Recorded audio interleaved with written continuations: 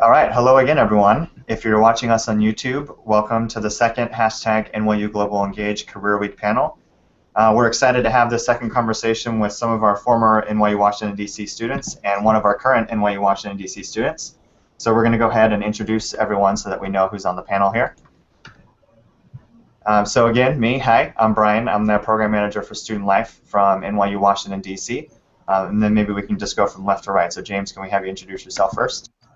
Hi everybody, my name is James. I'm a sophomore at NYU DC, studying political science and possibly economics. I think Katie, are you next? Oh, I'm all the way on the right for me, but I'll go. My name is Katia, and Katia Pickles. I am a junior at NYU in the Global Liberal Studies program. My concentration is contemporary culture and creative production, and I'm also minoring in documentary film. And I was in NYU Washington, D.C.'s program in the fall of 2014, and I'm currently in Paris, France, with NYU Paris's program here for 1 year.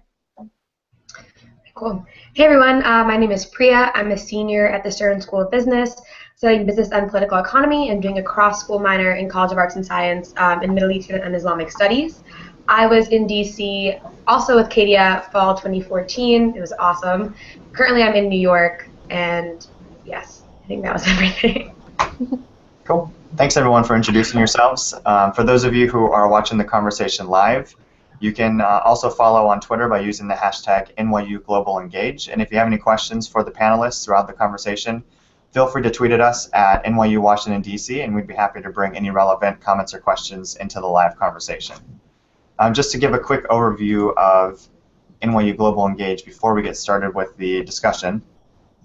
So really the vision behind hashtag NYU Global Engage is to create opportunities for NYU students across the global network to really engage with one another inside the classroom, outside of the classroom, and with their respective communities. And so this is an example of where we're trying to reach out to our former and current NYU Washington, D.C. students to bring them together from around the world to engage in a conversation about how their experiences in D.C. are really shaping or have shaped their professional development while they were here. So with that in mind, I'd like to go ahead and just jump right into the questions. So anyone can start the discussion. So the first set of questions is really just talking about where you interned while you're in DC or where you are interning, and maybe talking about specifically what the search process was like, what kind of strategies you used to help secure your internship, or any strategies you've learned about since securing your internship that you found helpful in searching for internship opportunities. Who wants to take it? Why don't you go first, James? Okay, sure, since I'm a current student. So I'm interning at the Center for American Progress, which is a progressive, nonpartisan think tank here in DC. And there I'm a national security and international policy intern specializing in cybersecurity. So most of my job is research, reading briefs, memos, and writing briefs and memos for policymakers, diplomats, and Capitol Hill people. And it was the process for finding that internship was arduous. It was definitely not easy. It's a very competitive internship from what I've been told by other students and by actually a lot of NYU students. And to go about it, I really applied to as many internships as possible. I started my application process in February of 2015, and I started here in September 2015, and just sent out dozens and dozens of applications every month. And as an underclassman, as a freshman at the time, and now as a sophomore, the fact that most internships of this class are reserved for juniors and seniors really hindered the possibility of having a great internship for the fall. And so with the help of NYU, which I must say was instrumental, with the help of Tom McIntyre, who's here in DC, I was able to get the attention, let's say, of a few potential employers, notably other think tanks, the Hudson Institute, American Enterprise Institute. And although I did not get secure my internship at the Center for American Progress with NYU, they definitely helped me out with kind of just targeting the range of internships I wanted to look at and how to possibly explore other fields and see what I could like. I can go next if you'd like. I also was a sophomore when I started in NYU DC, and I also was a little discouraged by the fact that there were not as many positions at the time. I think that now that there are so many students who are underclassmen in DC, it will be changing a little bit, and NYU's connections are always really helpful in finding great internships for everybody, no matter what your class level. But I actually did secure my internship through NYU. Tom was really, really helpful. I first did apply for some of my own, and I later applied to a few through an email that Tom sent me that had some that were related to my interests. And I sent out some emails, and I emailed Tom, and I said, this one looks really, really exciting, and is there anyone who you know over there who you can talk to, or anyone who I could talk to? And next thing I knew, I had an interview, and I ended up working with the Leadership Conference on Civil and Human Rights, which is essentially, I would say, a lobbying group that represents over 200 human and civil rights organizations in the United States. And it was a great experience, and it was definitely with the help of NYU that I was able to land that one. That's awesome. I worked at the Woodrow Wilson Center, which is an international think tank. It's bipartisan, located pretty close to the White House, and particularly within the Woodrow Wilson Center, I interned at the Global Women's Leadership Initiative, which typically mostly takes grad students. I switched to DC pretty late in the game. I was originally going to a different abroad site, and then about 4 weeks before the semester started, I switched to DC. So, and it was like a decision I loved, and I'm so happy I did. And I found this internship. I just applied through the website. Tom was really helpful, and he was sending me a bunch of links. This one is just the one that happened to work out the fastest, and it was the one that I was the most passionate about in terms of empowering women politically and economically. But that also, at that point, I was a junior fall, and I also had 4 internships before that. So I think that helped me because I had a lot of work experience to kind of fall back on. But if I had to say any general tips for finding an internship, kind of what Katie had just said, it's always good to leverage your network and always ask out.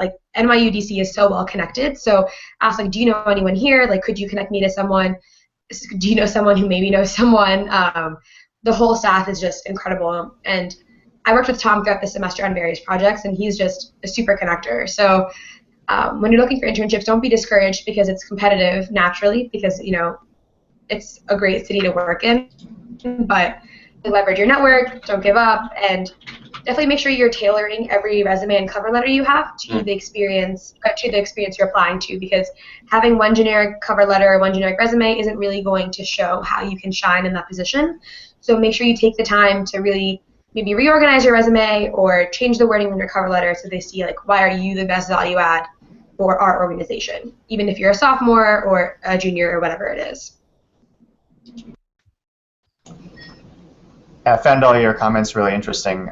It seemed like you kind of all had this shared experience in that, it is really challenging to secure an internship, and sometimes you have to, like James said, either just send out, it's kind of a numbers thing, sending out a lot of applications, or sometimes you might be a little discouraged by, the number of positions that are out there depending on what you're looking for, or you are coming in kind of late in the game, as Priya mentioned. But it sounds like overall, all of you, used NYU's resources, and that all seemed to work out for you. So, Tom, if you're watching, kudos to you. You're the best, Tom. Yeah, helping all these students secure their internships. So going into your specific internship experience a little bit, can some of you talk about maybe some of the daily or weekly responsibilities that you had, and maybe talk about whether those were things that you were expecting to do, or maybe they were unexpected or are unexpected, and anything that you kind of learned as a result of the responsibilities that you had at your internship? Yeah, sure. So, like I mentioned, I was at the Global Women's Leadership Initiative, and I had never worked at a think tank as large as the Wilson Center before, so I had really no idea what to expect. And like I mentioned, I'm in the Stern School of Business, meaning that I've never, most of my internships were startups or marketing groups, stuff like that, so nothing really public sector oriented before. So I went in really having no idea what to expect. I was I'll probably do research, I'll probably make copies once in a while, I don't know what I'll be doing, but probably just helping the functioning of every day, maybe doing some Twitter, whatever they really need help with. But I actually had a lot of responsibility, which is really exciting. So I came in as a programs intern, meaning I would help essentially support like their marketing efforts. The Women's Leadership Initiative puts on global summits, so kind of like putting together packets and booklets. But what I didn't realize was because the team was pretty small, I had the opportunity to conduct some of my own research. I helped write some World Bank papers, which was amazing. I got to do individual research that is now in these papers. I also got to help completely redo their marketing and social media strategy and then begin to implement that as well. So my day-to-day is like I would go in every day. I would say hi to my boss, be like, good morning, how are you, whatever. And then I would ask if there's anything pressing for the day. But if not, I kind of had my own schedule where I would go on, like check our email, our Twitter, our Facebook, like engage with whoever was following with us, set up the posts for the rest of the day, because I'm sure a lot of you have probably worked on Twitter before. If you're an undergrad intern, they love social media interns. So it's you schedule tweets at certain times and stuff like that. I would do that. And then I would do research. I got to interview women who were like global leaders. I got to put together booklets. Basically a lot of things that I'd never done before that I found really rewarding. I mean, the pace was a lot slower than what I was used to. I think when you work in private sector, things move super quickly all the time, and people like expect answers and deliverables like, end of day, in 2 hours, in 30 minutes, and that pressure definitely wasn't as prevalent at the Wilson Center, which was, great. But I think I also got lucky. I had a great team who was willing to give me a lot of responsibility. So, yeah, that was my experience. So I'll go next. I was at the leadership conference, and I was one of a team of 4 interns, which was the first time I'd ever interned in a group like that. I previously had worked really only as myself for smaller nonprofits, and it was nice to have that support. I really did like it. The way that interns worked in our program was basically to provide support really however we could. So that did mean a lot of administrative duty at times, making copies, not making coffee, fortunately, but mailing things and copy editing. I didn't really mind a lot of those things because that is what I expected, and they're good skills to have. I hadn't really worked in a formal office setting before, so surprisingly, I actually enjoyed it and was glad to have had that experience. But beyond that, we were really able to take the opportunity to approach issues that really mattered to us. So some of the things that we were working on at the time and required the most effort were things like transportation equity and housing rights. A lot of voting rights was happening at the time and still is. So it really just depends on what issues are making the biggest strides or need the most support at the moment, and then whenever you want to help, you can just go into the office of whoever was in charge. They were always very open and said, what can I do to help? And sometimes that meant listening in on teleconferences and taking notes. Sometimes that meant actually getting to go to the Congress building and getting to help set up briefings, which was always so wild and so fun. But it was really choosing what causes mattered personally most to you, which was something they wanted us to think about, and providing the supports primarily administrative. But I really did feel as though what I was doing was making even a little bit of difference. Yeah, I mean, I'm only in the first month of my internship, so I don't think I'll have as much to say as you guys. But I did hear a couple similarities, 2 highlights. First of all, what Priya said about the dichotomy between the private and public sector in terms of pace of work, it couldn't be more true.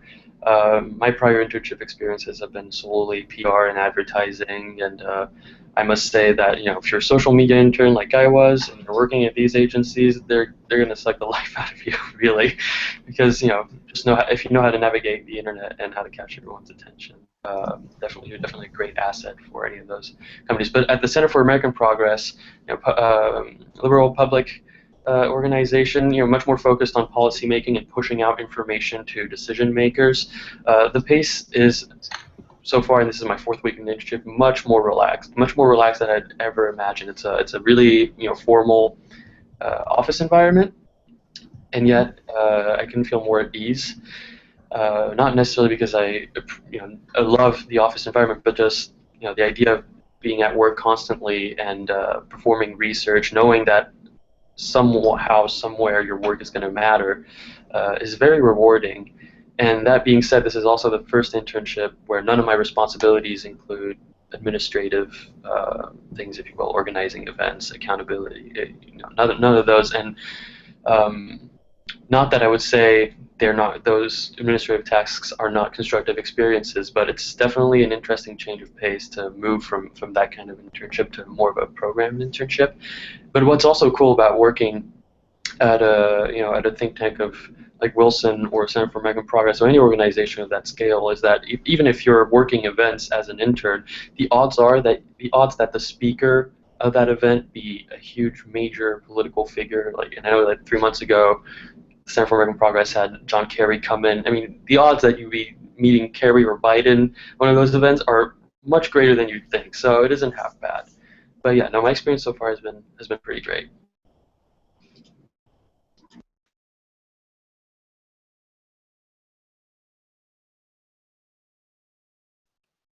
Uh-oh, Brian, I think you're on mute. I was still muted. There we go. I'm back. What I was saying was it sounds like across all three of your responses there were really a wide range of tasks and responsibilities that you all had. Everything from learning some of the basic kind of office functions to conducting research to organizing events to going to policy briefings to seeing special high-profile figures within DC or maybe internationally known figures, which is good to hear that it's not just what maybe a lot of people would maybe assume an internship to be, where you're just kind of doing these really mundane, low-level tasks. But I think a couple of your responses, talking about going to policy briefings and meeting people like John Kerry, for example, is a good lead into the next set of questions.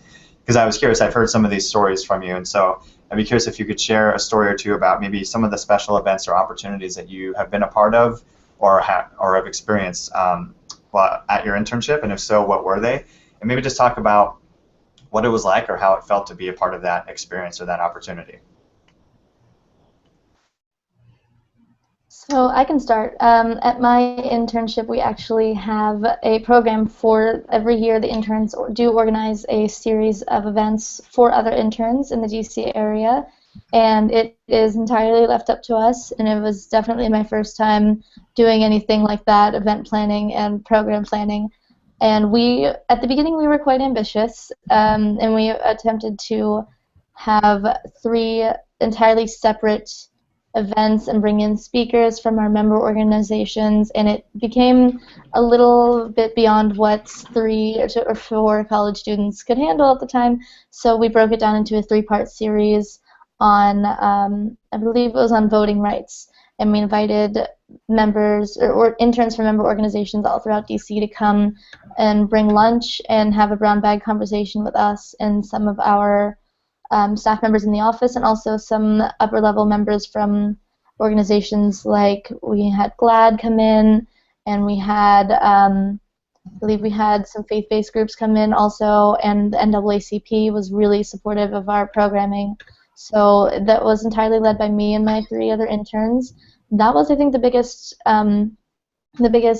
opportunity that we had there, because we were able to network with interns from other organizations and be in direct contact with upper-level officials for other civil rights groups all throughout the city while we were recruiting speakers and planning the actual logistics of the event. So that was a really rewarding program for me. And other than that, the coolest thing that I did might not actually be that cool to people who get the chance to intern for the House of Representatives or for the Senate, but I got to actually go and help set up a briefing that our organization was doing on some research we'd done on voting rights for staff members, for representatives in the House of Representatives, and that was really cool for me. I was just kind of being a jerk about that, and I got to be in the building, and I got a little name tag, but it wasn't that exciting, I guess, but it was exciting for me. Yeah, that's really cool, Katie. I didn't know about this story about you and your interns being able to organize all those events and partner with all those organizations, so thanks for sharing that one. That's really cool. I think I'll just jump in real quick, since again, it's only my first month in the internship, but and I don't have many administrative tasks. But this first 4 weeks, I was able to meet, have a brown bag lunch actually with all the other interns, with John Podesta, who's the founder of the Center for American Progress, and coincidentally was the chief of staff under Bill Clinton and is the chairman of the Hillary Clinton campaign. And just the idea of doing that, really, being able to just sit down with someone of his, I don't want to say eminence, but with his experience, is really is a privilege. And being only my third week, I'm really eager to see what else is in store for this semester. So yeah, more to come. So I guess I'll leave the floor to you, Priya. James, I don't understand how your semester has been so amazing. It has been 3 weeks. It's been it's been so eventful. I'm exhausted. I just saw the Pope too, so I'm exhausted. So cool. Working at the Wilson Center, there's always a million events going on every day. They have like 23 different programs. Actually, I was featured on the NYU DC Instagram last year talking about this, so if you want to throw back to that. But anyway, basically they have a ton of events going on all the time, and like I said, I'm really interested in Middle Eastern studies and politics, and I got to go to this amazing panel on the Iran nuclear deal kind of as it was still in the works, and the people who were speaking on the panel were the ones who facilitated the nuclear deal with North Korea, which I didn't even know that had existed before that, but we did have a deal with North Korea in the 90s. They facilitated the nuclear deal with Cuba. Just these incredible people were in the room, and then the people in the audience were high-ranking members from the Senate and House committees that were talking about it, which was, like, I didn't even realize that the man next to me was such an important senator until he raised his hand to speak, which was mind-boggling, and that was incredible. And I also got to ask the question, which was really scary, but great. And I also had the chance to work partially with like the Energy and Defense Program at the Wilson Center, and they had a huge international conference. Which again had world leaders come out. I think a few diplomats were out from different African countries and South American countries.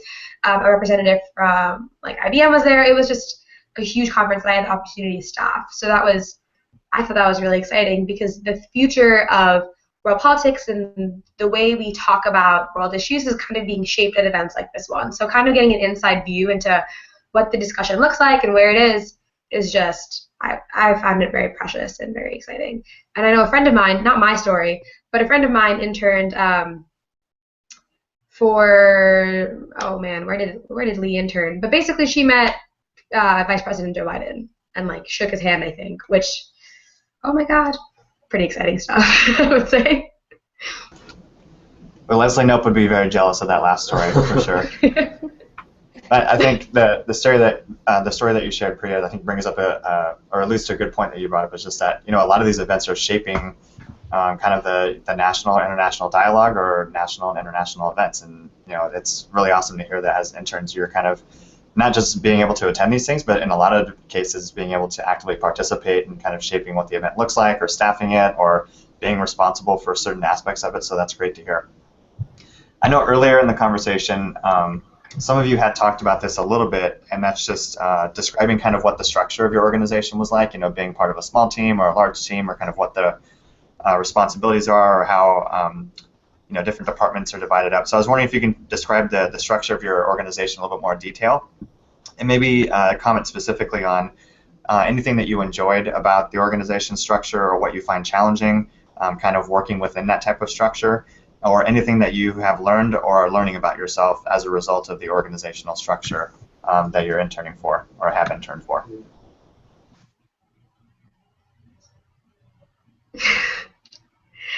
Yeah, so I guess like I mentioned, the Wilson Center is huge, and it has, I think, 23 umbrella programs. So the great thing about that is that we do everything at the Wilson Center. I don't work there anymore, but they do everything at the Wilson Center.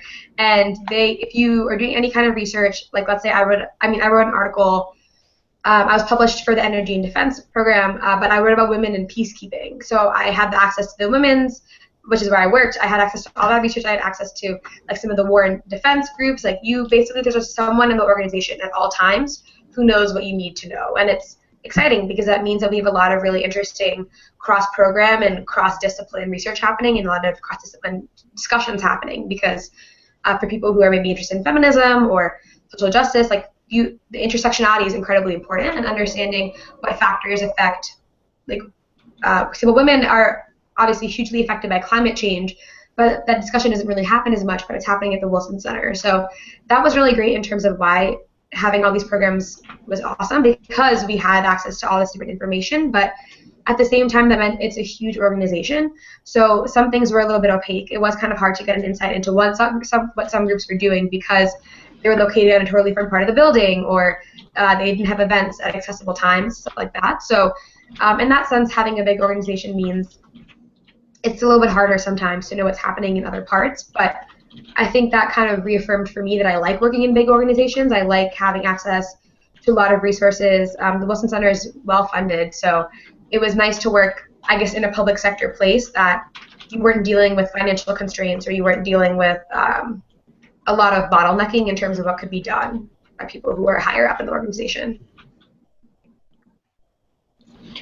Yeah, I guess the Center for American Progress is a similar structure to Wilson's in that there are dozens of umbrella programs. So, within your actual organization, you'll have a team dedicated to environmental policy, gender equality, economics, national security. And I'm in the national security and international policy team. And one thing that I really like about it is that, while we're working in a relatively big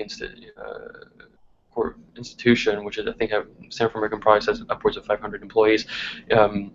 Within the national security team, there are 6 interns, and of those 6 interns, each one specializes in one particular aspect of security, defense, policy. I'm a cybersecurity intern.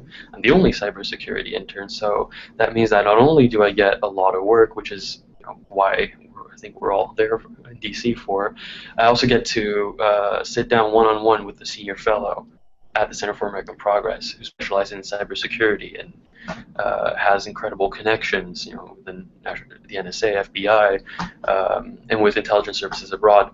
So, yeah, this idea of being a small part of a whole is really practical because you get the best of both worlds, really, at least in my short experience.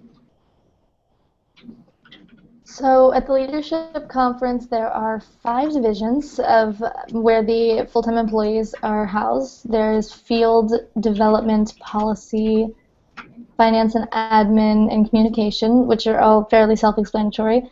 But primarily, even though that's where full-time employees are, that's how they're divided up, the interns tended to approach the issues, the individual issues. So there were, I think, around 14 or 15 at the time that were major focuses for us. So things like voting rights, housing rights, gender equality.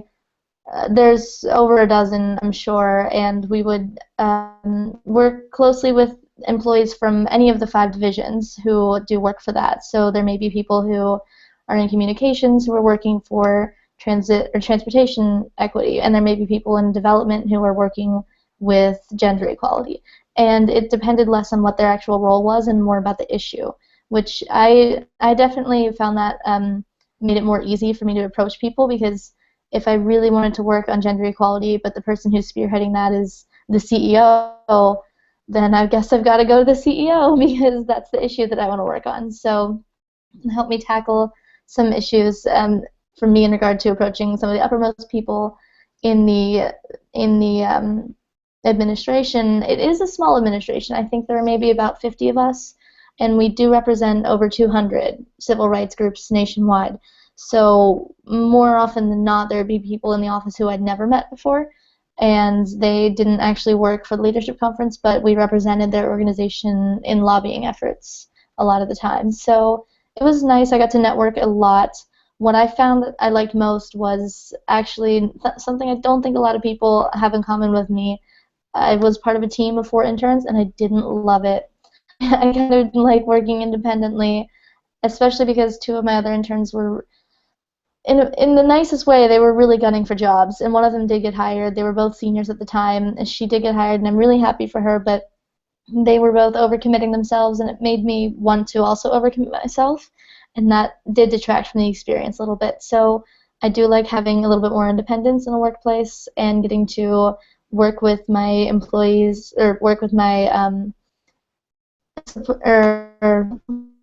supervisors to determine what's an appropriate amount of work for me to do as an intern, and so that I can make the best difference without exhausting myself trying to keep up with people who are looking for full-time positions. Great. I think that was a lot of great commentary about what it was like to really be inside of each of your organizations, and it sounds like you're able to talk about a lot of different aspects, like being part of kind of this smaller part of a larger organization, or having to kind of collaborate with different people across your organization, or focus on kind of the intersections and how you can combine resources and knowledge and all of that. And then even what it's like to be part of a team, right? Sometimes it's really great to be part of a team, and sometimes it can be really challenging, or maybe it's not someone's preferred style because they like working more independently. So that was great. Thanks for sharing all that. I was wondering if next you could all go into talking a little bit about what the relationship with your supervisor is like, or was like, and maybe how you would describe kind of their style, any challenges maybe that you experienced with kind of working through that supervisor-supervisee relationship, and maybe describe like how you work through those if you had any challenges or experiencing any challenges with your supervisor. I can go because mine will be pretty short. I actually had two supervisors, and they were both great. I didn't really have any issues with them whatsoever. They were both very young. I believe they were 24 and 25 probably, and that made it easier to talk to them. That's actually the tradition for the leadership conference, is the intern supervisors are changed, I believe, every few years, and they do usually have the youngest 2 or 3 people on their full-time staff take on that additional role, because it makes it easier to deal with the interns who are going to be in their late teens or early 20s, typically early 20s. And I think that works. I really did like talking to them, and I think they understood where I was coming from all of the time, and they were really great references to me later on. My supervisors were great. They didn't hover. I didn't see a whole lot of them, and that worked great for me. It won't work for everybody, but we were able to communicate via email sometimes all day, not really see each other, even though we're in the same office, and still work effectively. So I thought they kind of understood how I work, and they accommodated that really well.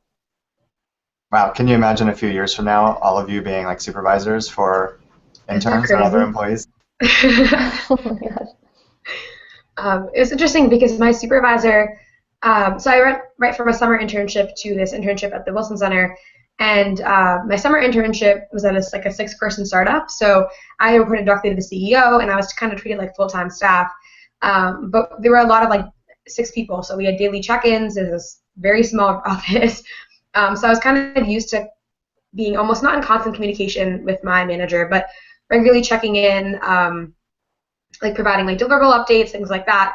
And then I got to GWLI, and Liz was incredible, and I still talk to her all the time, but she was way more hands-off than a little bit I was used to, so I kind of had to, because for her, she was like, well, you're doing everything really well, so why do we need to talk about it? But I obviously wanted to keep improving, and I wanted to keep doing what I could do better. So I kind of approached her, and I was like, could we do maybe once every 2 weeks, feedback sessions, where you can give me the good and the not good, if there's any not good, and what could I be doing better? Because obviously there's always space to improve, and there's always space to do better, and I wanted to make sure I was really hitting those places. So that was interesting. It was a little bit like managing up at some points, which I had never really done before, which was awesome experience, because Liz was more introverted than I was, so in a way it was just easier for me to kind of be like, yeah, I would really appreciate it if we could go and talk about XYZ things twice a week, and she was more than happy to do it, but I guess maybe other interns she had in the past weren't so open to feedback.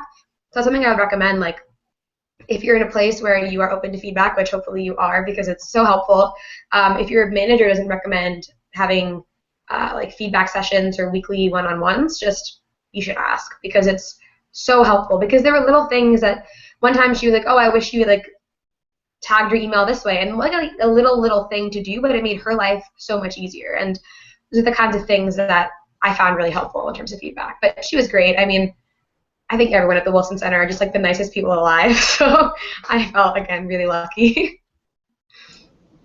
That's great that you're able to do that. I feel like sometimes being in an internship or maybe a new person in a job is really difficult to kind of, meet with your supervisor and make that request, so that's admirable that you did that. Quick plug, I'm actually reading this book right now called Feedback. So if there's anyone watching this video that maybe isn't so comfortable with feedback, I'd recommend this book. It's a good one. That's awesome. I'll have to look it up. Yeah, I guess I'll go. Well, my relationship with my supervisor is actually quite different from what you guys described. Considering that he is a senior fellow at Center for American Progress working in cybersecurity, his availability isn't great. I rarely see him in the office, but when I do, he assigns me some research writing to do, and that's usually one maybe twice a week. So yeah, although I do have a supervisor, I feel like a lot of the work I do is very, I have to act very much independently. Most, if you were to break it down, my day consists in reading, writing, reading, writing, and although I'm given vague directions as to, oh, well, read on the Cyber Information Sharing Act that's going to be passed in Congress, or read on, the cyber attacks that China just inflicted on us and what sanctions we should go through. It's a lot of reading, but and packing in a 2-3 page memo and sending it out, and that's and without any supervision. So it's challenging in that sometimes you may not know what you're doing, but it's true. And other times, and hopefully I'll have that chance soon when you do succeed by acting on your own. I feel like it'll be incredibly rewarding. So yeah, it could be a double-edged sword, the way I see it. Yeah, I think that does sound like a pretty challenging situation to be in, especially given that, I mean, like James just talked about, you've only been in the role for just a few weeks. But just imagine how going through that experience, how much of a payout it's going to be over the long run. You'll be completely capable of being really autonomous in probably any situation that you're put into later on. So that's great. I was wondering if next you could all kind of talk about maybe your relationships amongst your colleagues, and talk a little bit about what kind of the workplace culture was like, and whether that was something that you were kind of expecting going into the experience, or maybe you had some experiences that you weren't really expecting so much. And it could be, again, among a team of interns. I know a couple of you have talked about that already, or just with, your team in general, or just across your entire organization, what the culture was like. Okay, I clearly love the Wilson Center, so I mean, it was great. So they kind of had us all working, all the interns, like across departments, working in this windowless room, which is kind of funny. Someone like drew a window on a piece of paper and stuck it up. It was fine. It was great because the ritual, so we had access to like all our teams. Essentially, they were in different parts of. It was like a 3-floor building in the Ronald Reagan building. It was a great office. But it was fun because that meant I got to meet interns from all the different programs, whether they were research interns or programs interns like myself. And that kind of meant that my day-to-day interactions were mostly with my peers. And they were all grad students, actually. So I was the youngest one. I think I guess I was 20 when I was in DC. And it was funny because these people were like 24 to 30 years old for the most part. But that was part of like how incredible this semester was, because I learned so much from them. A lot of them were either in grad school or pre-grad school, meaning that they're also really experts in their fields. Like they cared so much. And this is something that I liked about DC in general, is that I think you meet some of the most committed people you'll ever meet in your life, because New York is also very fast-paced and it's also very committed, but everyone in DC like wants to make a difference in some way. And you really see that when you're at the Wilson Center, when you're working, either unpaid or not for much, and you're doing research on something you really care about. So it was great because even though these people were in different divisions than me, or they were working on different projects, you never really felt like you were alone, even if you were in a situation that was a little bit stressful, or you had to do research on something, or you had to use like a database you never used before. There was like guaranteed someone in the room who had done it. And that also tied in part and parcel with my team, who, like I said, Liz, my manager, was just like the best.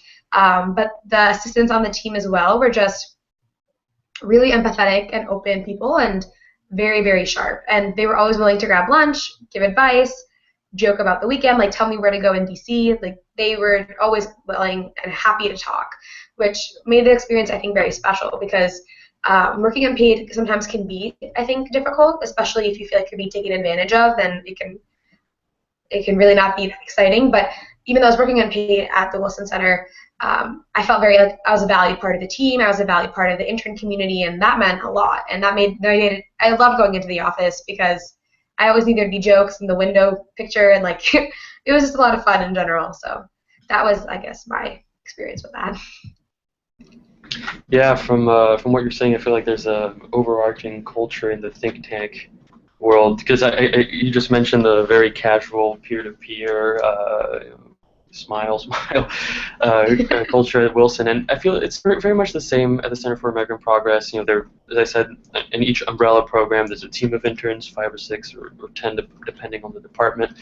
And just like you, most of my interactions are with my peers, and it's really great because I'm the youngest, and there's nothing that I love more than learning from people who are much not only older, wiser, and knowledgeable than I am. You know, because we're in DC to challenge ourselves, and interacting with people who are far beyond us in life and also in you know, experience accounts for most of the constructive experience we'll have in DC, and or at least I'll have in DC. And so yeah, no, same ambiance at the Center for American Progress as for Wilson. You know, rather laid back. All the interns get along pretty well, and if you don't know how to do something, you simply just ask, and as you said, there'll obviously be someone in the room who'll be willing to help. And one last thing, oh yeah, we have a similar, you know, joke board there. It's a bunch of politics memes with, you know, Putin making jokes, Obama, and you know, strangely there's a lot of Clinton in there. I don't know why, but yeah, no, definitely an interesting work environment. Pretty unique. So I can start by saying that our intern room joke, we also had like a one room where all the interns were in it, no windows, but our little joke I think was it was a little tropically decorated, but in that kind of pathetic way, like endearingly pathetic. So I just had a little pipe cleaner parrot that sat on the top of my computer, and it was really funny. But I previously thought that my intern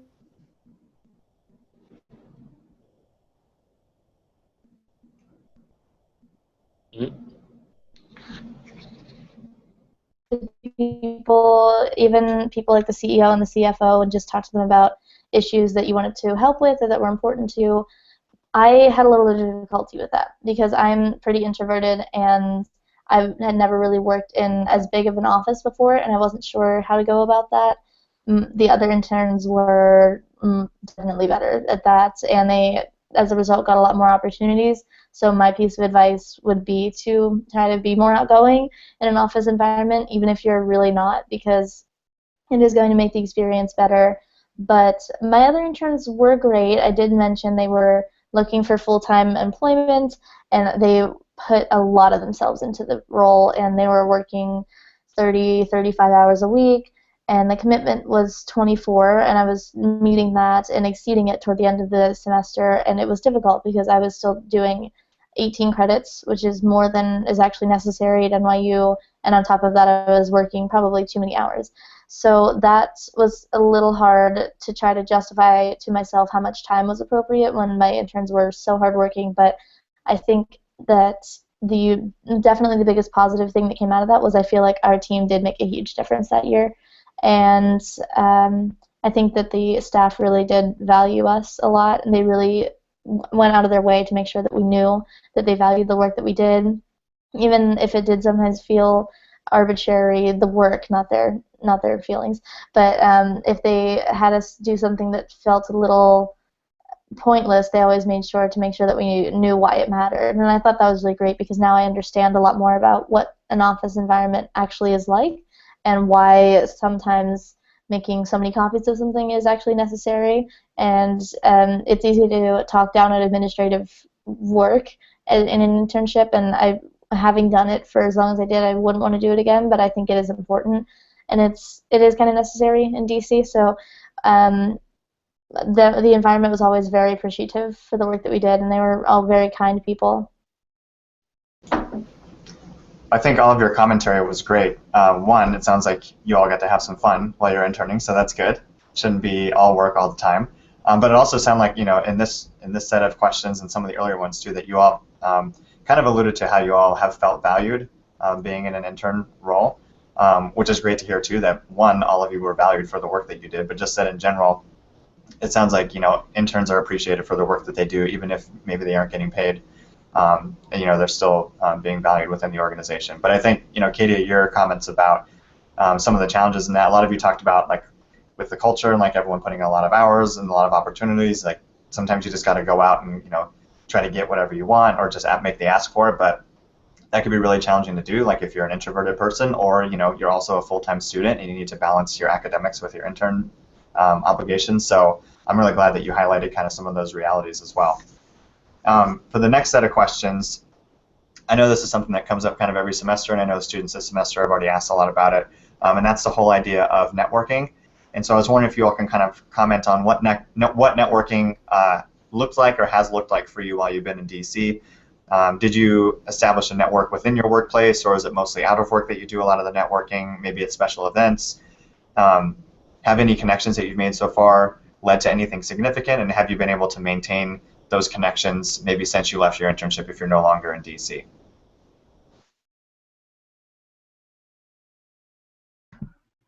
Okay, I guess I'll go first. So I felt like I was really lucky. I got to meet a lot of really cool people throughout my time in DC.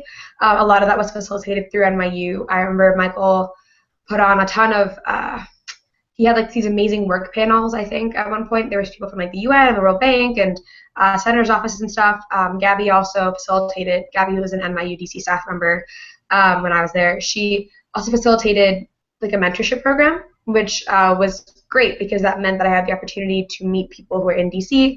I actually met this really cool person. I met her, I went to just like this random tech event in DC that I had found online and wanted to go to, and she was the founder of Bloom Pop, which is this flower startup, which I never heard of anything like that before, but she was willing to kind of meet with me one-on-one for coffee, and that was really cool. I think that was just indicative of, again, of the culture of people in DC. They want to share their ideas and they want to be innovative. And if you're interested in tech, actually DC is surprisingly a great hub for it. It's growing, the entrepreneurship scene there.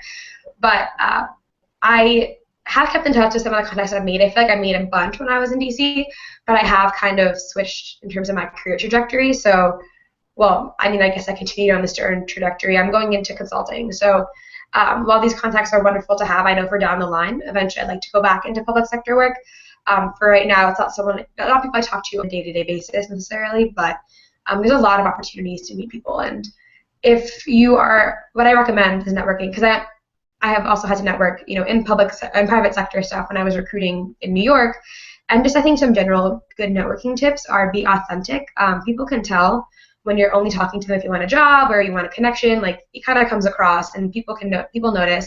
So make sure when you're interacting that you are being very authentic with your intentions. I remember it's like a two-way street. They don't expect you to get them a job or anything like that, but they want to see, if you build a relationship, they want to see you succeed. And that means it can be so scary to go up to someone at a random event and strike up a conversation, but just what I would pretend when I was in the beginning of networking, I'd pretend I was like in a movie sometimes, and I'm like, I gotta do this. This is like the next scene. I have to go talk to this person, and just like commit to it. And you'll be surprised. Like people want to talk to you, and they always want to help students. Literally, when you're a student, everyone wants to help you. If you leave with like, oh, like I'm a student and I really like what you said about X, Y, Z. People love talking about themselves too. So just like knowing those things, I think really is helpful with networking, and also going into it knowing like what you want out of the conversation. So if you want to build a strong relationship, if you want to learn more about what they do, if you want to maybe shadow them for a day, like try to know what you want going into it, and that way they don't feel like you're using them or wasting their time. That way it feels more genuine. Sorry, that was long. Yeah, no, you covered what I would call the basics of networking pretty well, actually, but I couldn't agree more with you. When you're a student and you show interest, everyone wants to help out. It's happened to me, and it's happened to my peers, and it's what I've heard from many others. But yeah, no, overall, I just think that whatever line of work you're in, whatever the connections I made were important, but aren't really as useful to me now. But the networking skills that I got were so important because I'm bad at networking. I'm a pretty shy person, I think, and very introverted, so I didn't really have the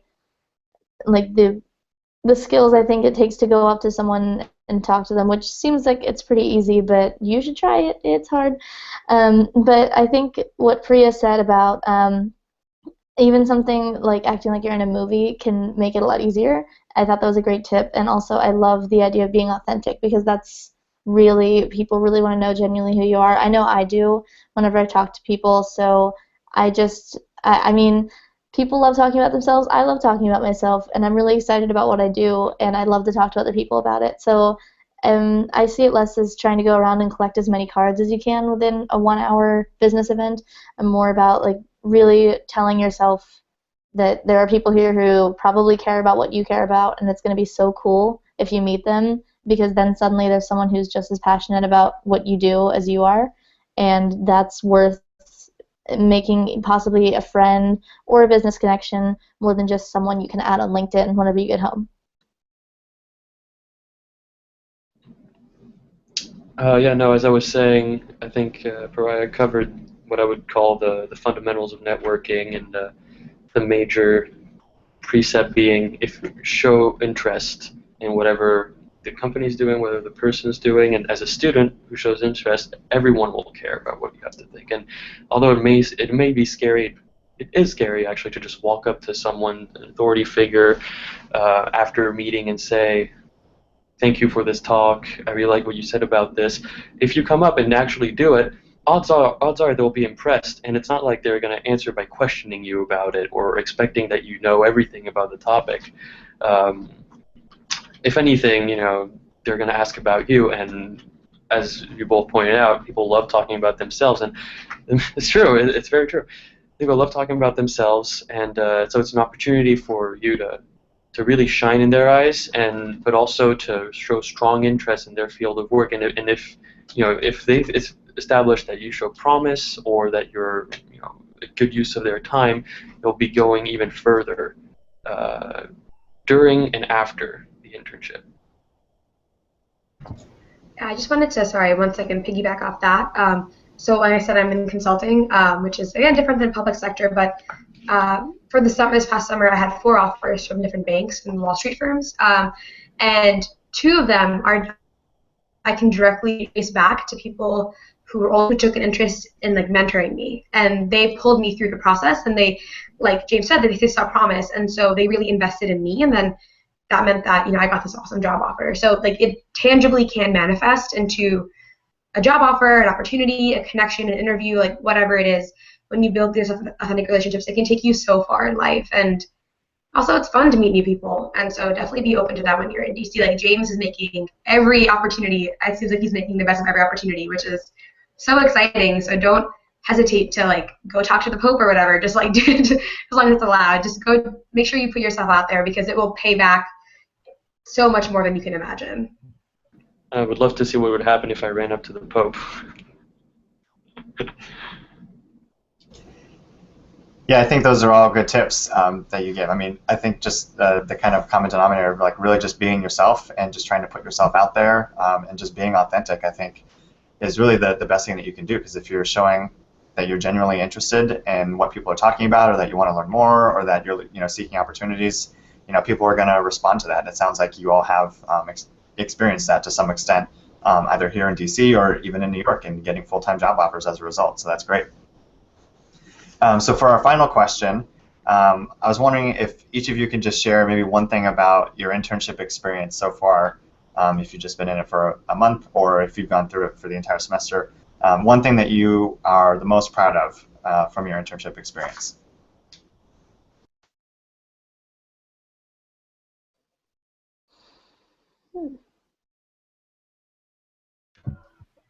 Okay, I'll go first again. I think I was most proud of, like I mentioned, I got to do research on a World Bank paper, which was really exciting, because I think it's going to shape the way we look at domestic violence in the global south.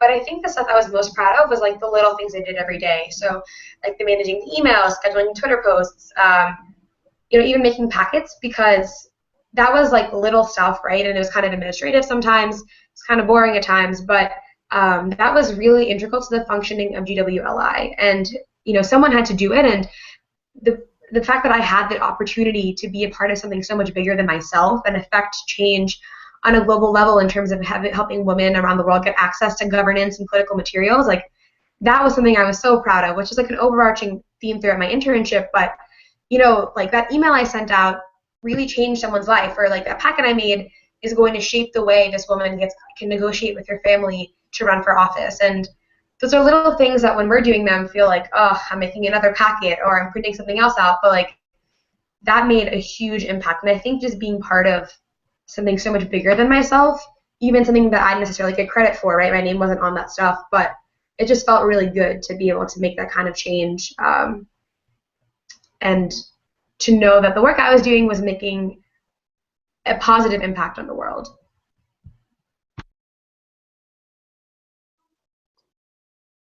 Right, so mine actually came a little bit later. Whenever I was working with the Leadership Conference, one of the last things I did was help put together some packets of research for a Supreme Court case. I'm actually trying to Google it right now. I don't remember what it was called because it was a very long title. Okay, Texas Department of Housing and Community Affairs via the Inclusive Communities Project. And I remember doing a lot of research on it, and housing equity became something that was really important to me. During that June of this year, actually, the Supreme Court decided and voted in favor of the Fair Housing Act.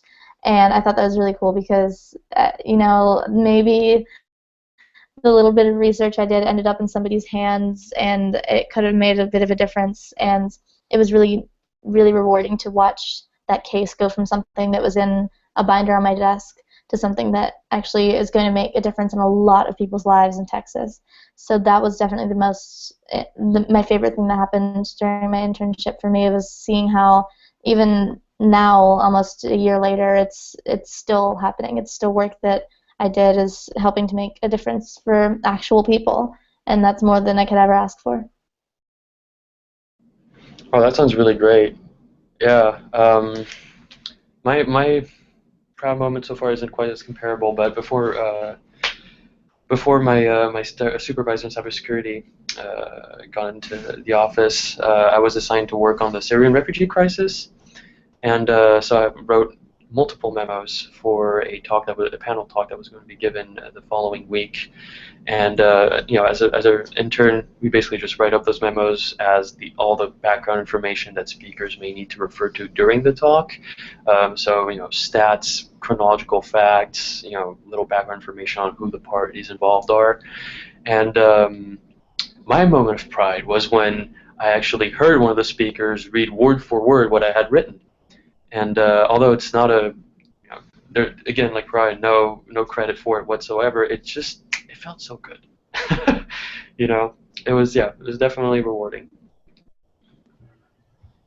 You're so cool. I cannot. This is awesome. Thank you. It means a lot. Well, thank you for sharing those stories. I mean, it's just great to hear that, you know, like you all kind of reflected on, you know, you never know what type of work you're doing what type of impact it's going to have, whether it's doing those really little things to conducting types of research, and then who knows, later on down the road you hear someone reading the memo that you wrote, or, you know, maybe the research that you did gets enacted into legislation, or is, you know, upheld in a Supreme Court battle. So that's awesome that you all were part of those experiences, and I'm really glad that you shared them with the group here and with anyone who's watching the video. So those are all the questions we have, so I want to give all of you a round of applause. That's so cool.